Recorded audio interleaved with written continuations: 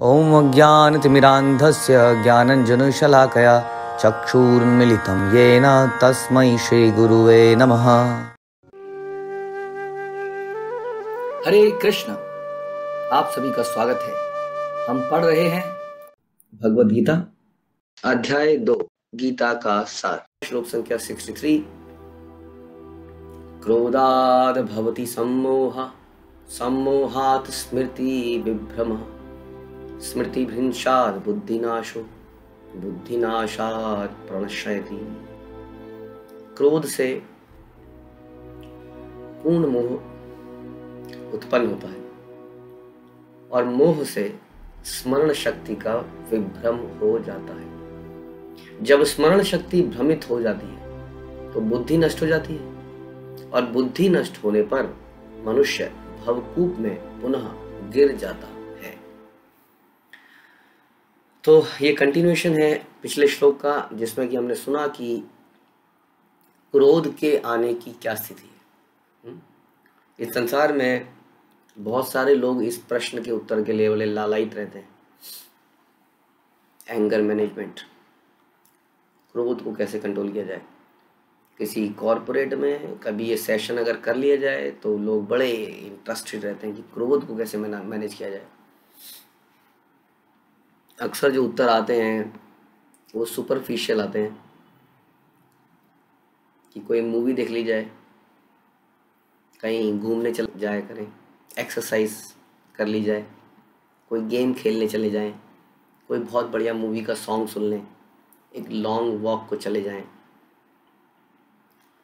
ये उसी तरीके से है जैसे कि कहते हैं ना कि कोई समस्या है, कोई कहते हैं ना कारपेट के नीचे घुसा दो किसी चीज़ को, प्रॉब्लम है, कोई कूड़ा है, कूड़े को साफ किया जाए या कूड़े को कारपेट के नीचे डाल दिया जाए। कारपेट के नीचे डालने से कूड़ा साफ नहीं होता है, वहाँ इकट्ठा होता रहता है और वहाँ पे कई तरह के जर्म्स पैदा होते रहते हैं। तो ये जो सोल्यूशन है ये कोई सोल्यूशन नहीं है। सोल्यूशन हमें शास्त्रों से मिलता है, क्योंकि प्रॉब्लम की जड़ हमें शास्त्रों से मिलती है। इन दोनों श्लोकों में क्रोध की जड़ को भगवान बताते हैं कि ये क्रोध वास्तव में आता कहाँ से है। तो हमने कल सुना था कि ध्यायते विषयान पुंसा संगस्तेषु विजायते, संघात संजायते कामा, कामा क्रोध अभिजायते। क्रोध का सोर्स हमने डिस्कस किया था। आज हम डिस्कस करेंगे कि what is the result of this क्रोध, क्या रिजल्ट होता है इससे। तो दोबारा से अगर हम ये डिस्कस करें कि क्रोध आता कहाँ से है, तो हमने सुना था कि जब हम इंजॉय करने के विचारों पे ध्यान केंद्रित करते हैं, उनके बारे में चिंतन करते हैं, काश मैं वहाँ पे होता, काश मैं ऐसा कर रहा होता, काश मैं वैसा कर रहा होता, ये होता ध्यायते ध्यायतो विषयान पुंसा। आप कहेंगे कि how it is different than thinking about Krishna, thinking about spiritual pleasure. How it is different? It is different because जब हम भगवान विषयक चीज़ों के बारे में सोचते हैं वो हमें शुद्ध करता है, प्यूरिफाई करता है। लेकिन जब हम विषयों के बारे में सोचते हैं तो क्या करता है? ध्यायते विषयान पुंसा संगस्तेषु विजायते। हमारे अंदर अटैचमेंट पैदा होती है और अटैचमेंट से काम पैदा होता है और काम से क्रोध आता है।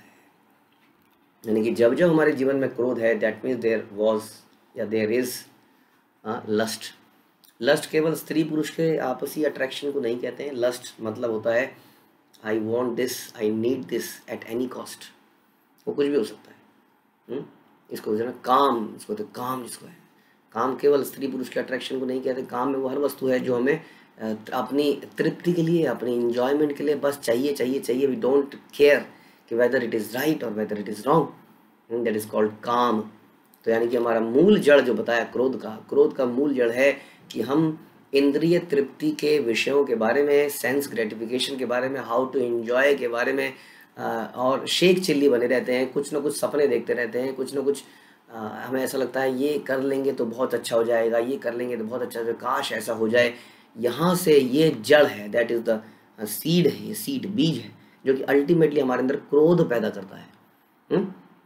हमने डिस्कस किया था कि काम यदि संतुष्ट हो जाता है तो वो ग्रीड बनता है। वास्तव में काम संतुष्ट नहीं होता है, टेम्परेरीली यदि उसको हमने कुछ फीड कर दिया तो वो ग्रीड में कन्वर्ट होता है। वो कहता है और चाहिए, अब और चाहिए। यदि वो सेटिस्फाई नहीं होता है तो क्रोध होता है। और हमने ये भी डिस्कस किया था कि कभी भी हम उसको सेटिस्फाई तो कर ही नहीं पाएंगे, इसलिए जब वो हमारे बार बार थोड़ा सा कुछ फीड करने से फ्रस्ट्रेट हो जाएगा तो उसके अंदर क्रोध आएगा। और क्रोध से क्या होगा? क्रोधाद भवति सम्मोह। हाँ, सम्मोहात स्मृति विभ्रम। क्रोधाद भवति सम्मोह। व्हाट इज दिस सम्मोह? Very important. सम्मोह क्या है? अटैचमेंट क्या है? This attachment can be good और अटैचमेंट कैन बी बैड। हम अक्सर सुनते हैं attachment to Krishna and detachment from the material world, this is what we want, right. हम सब चाहते हैं कि हमारी कृष्ण में आसक्ति हो, कृष्ण संबंधित विषयों में आसक्ति हो, संसार से हमारी विरक्ति हो। यानी कि कोई आसक्ति अपने आप में बुरा वर्ड नहीं है, आसक्ति अच्छी भी हो सकती है, आसक्ति बुरी भी हो सकती है। तो जब यहाँ बोला जाता है सम्मोह, क्रोधाद भवति सम्मोह, तो यहाँ मतलब इससे वो है ऐसी अटैचमेंट जो कि शास्त्रों द्वारा प्रमाणित नहीं है। शास्त्र हमें बताते हैं कि हमारी अटैचमेंट का बेसिस क्या होना चाहिए। शास्त्र में बताते हैं कि हमारी अटैचमेंट का बेसिस कृष्ण होने चाहिए, आधार कृष्ण होना चाहिए। यदि हमारी अटैचमेंट का आधार कृष्ण नहीं है, हाँ, तो वो अटैचमेंट क्या है? वो उसी को कहते हैं क्रोधाद भवति सम्मोह, या काम, उसको काम कह सकते हैं। That is lust which is not backed by shastra, which is not Krishna related. तो वो अटैचमेंट जो है वास्तव में काम है। बड़ा सिंपल डेफिनेशन आप लोग सोच सकते हैं कि आप, हमारी भी डिफरेंट अटैचमेंट्स हैं, अलग अलग लोगों से हम अटैच हो जाते हैं टू समथिंग। बार बार हमें चेक करना चाहिए, चेक करना चाहिए क्या ये शास्त्रों द्वारा समर्थित है। ये अटैचमेंट नहीं है तो उसको तुरंत छोड़ने के लिए तैयार रहना चाहिए। हमने कितने ऐसे मित्र देखे जो हमारे मित्र थे एक ज़माने पे, लेकिन जब हमने उनको कृष्ण भक्ति देनी चाहिए तो उन्होंने कृष्ण भक्ति को बिल्कुल ठुकरा दिया।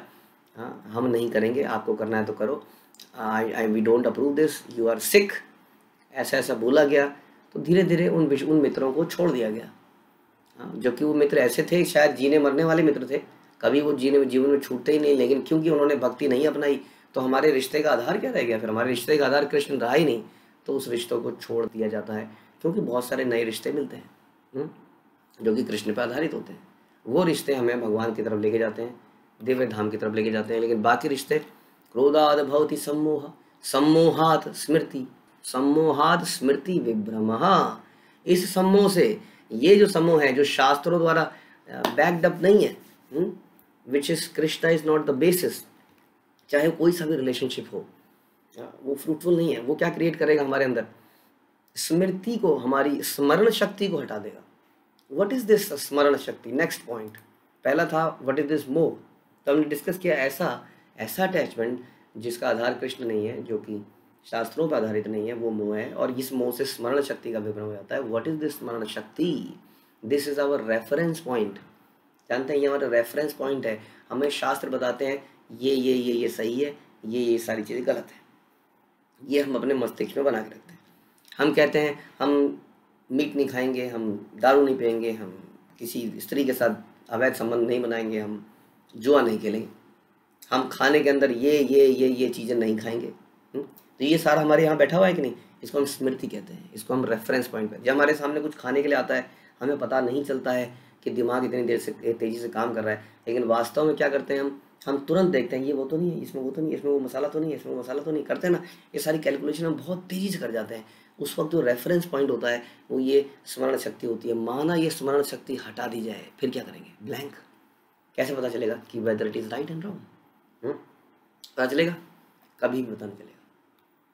तो ये है स्मरण शक्ति का इम्पोर्टेंस। स्मरण शक्ति समाप्त हो जाती है कब? जब हम सम्मोहित हो जाते हैं। किससे? क्रोध से।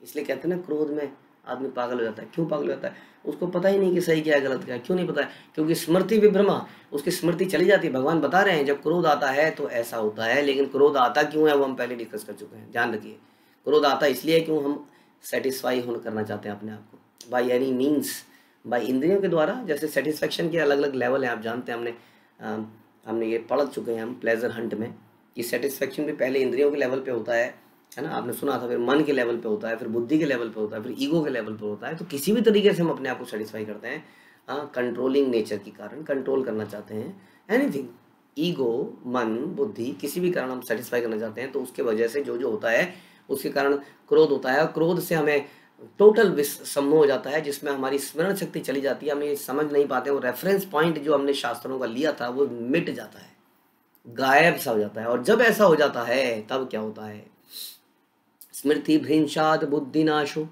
बुद्धि का नाश हो जाता है। वास्तव में बुद्धि क्या करेगी, हाँ बुद्धि कुछ नहीं कर सकती है। क्यों? Intelligence is totally dependent upon the memory. स्मरण शक्ति के ऊपर हमारी बुद्धि टोटली डिपेंडेंट है, क्योंकि बुद्धि को डिसाइड करना है कि सही क्या है गलत क्या है, लेकिन बुद्धि अपने आप से डिसाइड नहीं कर सकती कि सही क्या है गलत क्या है। बुद्धि को एक रेफरेंस पॉइंट चाहिए, जो हमारी मेमोरी थी उसको ख़त्म कर दिया गया। ये ठीक उसी तरह से है जैसे एक कंप्यूटर है जिसके अंदर बहुत बढ़िया माइक्रो प्रोसेसर लगा है, उसकी चिप बहुत बढ़िया लगी है, लेकिन उसकी मेमोरी उड़ा दी गई है। अब बताइए उस कंप्यूटर का हम क्या करेंगे? There is nothing to load in the initial memory, long memory कुछ है ही नहीं उसके पास, तो उस माइक्रो प्रोसेसर से क्या करेंगे? इसलिए यहाँ बताया जा रहे हैं कि ऐसे व्यक्ति इंटेलिजेंस, संसार में क्या प्रॉब्लम है। देखिए बड़ा इस श्लोक से ये पता चलता है कि आजकल के समाज में प्रॉब्लम क्या है। आजकल के समाज में ये प्रॉब्लम है कि हम अपने बच्चे को 2 साल की उम्र में उसको बहुत सारी कोडिंग सिखाना चाहते हैं ताकि उसका दिमाग शार्प हो, लेकिन प्रॉब्लम क्या है, उसकी मेमोरी में कुछ है ही नहीं। What is right and what is wrong ये बिल्ट ही नहीं किया गया विदाउट रेफरेंस पॉइंट, और उसका जो रेफरेंस पॉइंट है बहुत ही टेम्परेरी बना दिया गया। वो रेफरेंस पॉइंट बड़ा ही यूजलेस है। हाँ, वो रेफरेंस पॉइंट्स कुछ चीज़ें उसने इधर उधर से देखी हैं, रेफरेंस पॉइंट सॉलिड बेसिस पे आधारित नहीं है, जैसे कि शास्त्र पे आधारित। हाँ, और हम लोग कोशिश करते हैं कि ये मेमोरी बचपन से बनाई जाए। ये मेमोरी बचपन से बनती है तो इसमें लास्टिंग इम्प्रिंट्स हमेशा के लिए छप जाती है हमारे करेक्टर के अंदर। Yes, this is right, this is wrong, this is right, this is wrong, this is right, this is wrong. और ये शास्त्रों पे आधारित होती है, बैक्ड बाई शास्त्र। ये फर्क है।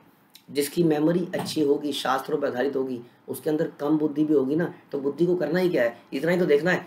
ये क्या कहते हैं, जैसे मैं आपको एग्जांपल बताता हूँ। हमारे एक ज़माने में जब हमने सीए करी थी तो उसके बारे में उसके बाद में बहुत सारा डिस्कशन होता था कि हमें टिप्स पे होना चाहिए, सब कुछ हमें याद होना चाहिए। लेकिन फिर धीरे धीरे मैं एक बार एक इंटरव्यू देने के लिए गया तो उन्होंने बोला कि कंपनी सेक्रेटरी थे, उन्होंने मेरे को बताया, उन्होंने मेरे से कई सारे प्रश्न पूछे। तो उन्होंने कहा ये मैं तुम्हें कंपनी लॉ की किताब पकड़ाता हूँ, इसको लो और मेरे प्रश्नों का आंसर देते रहो। तब उन्होंने डिटेल में बताया कि I don't want to test कि आपके अंदर कितनी ब्रिलियंस है, आई वांट टू टेस्ट कि आप रेफरेंस बना सक रहे हैं कि नहीं।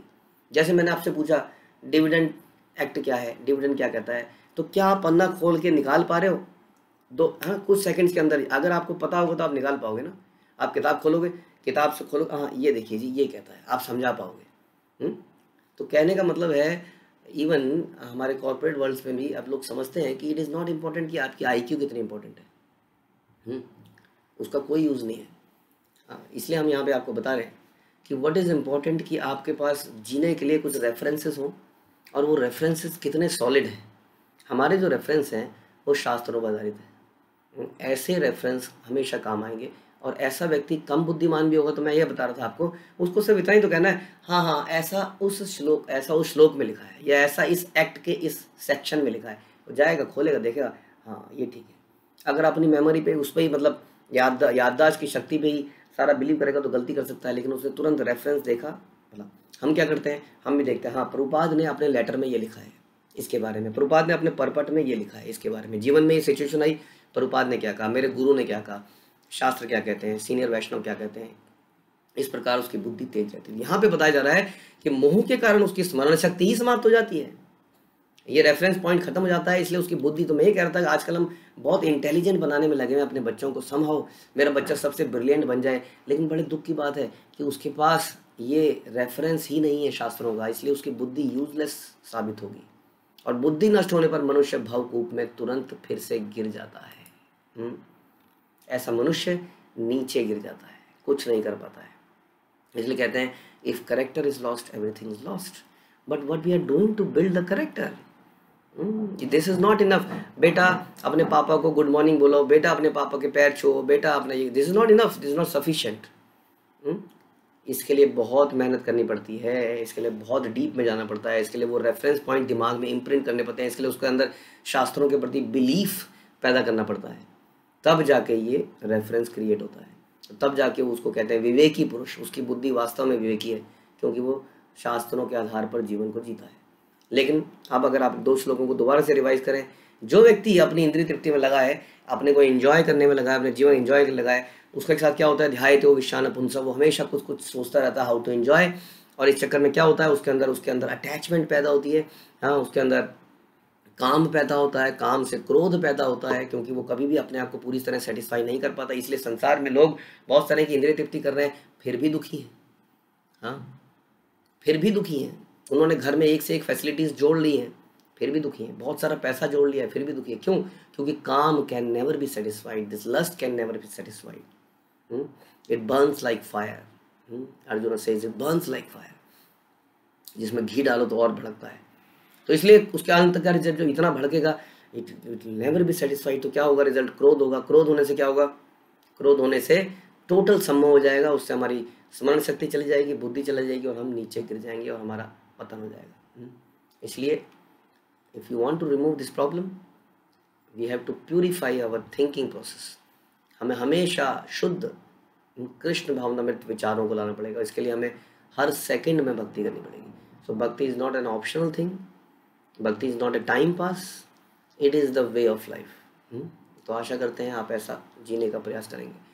श्रील प्रभुपाद की जय, भगवद गीता की जय।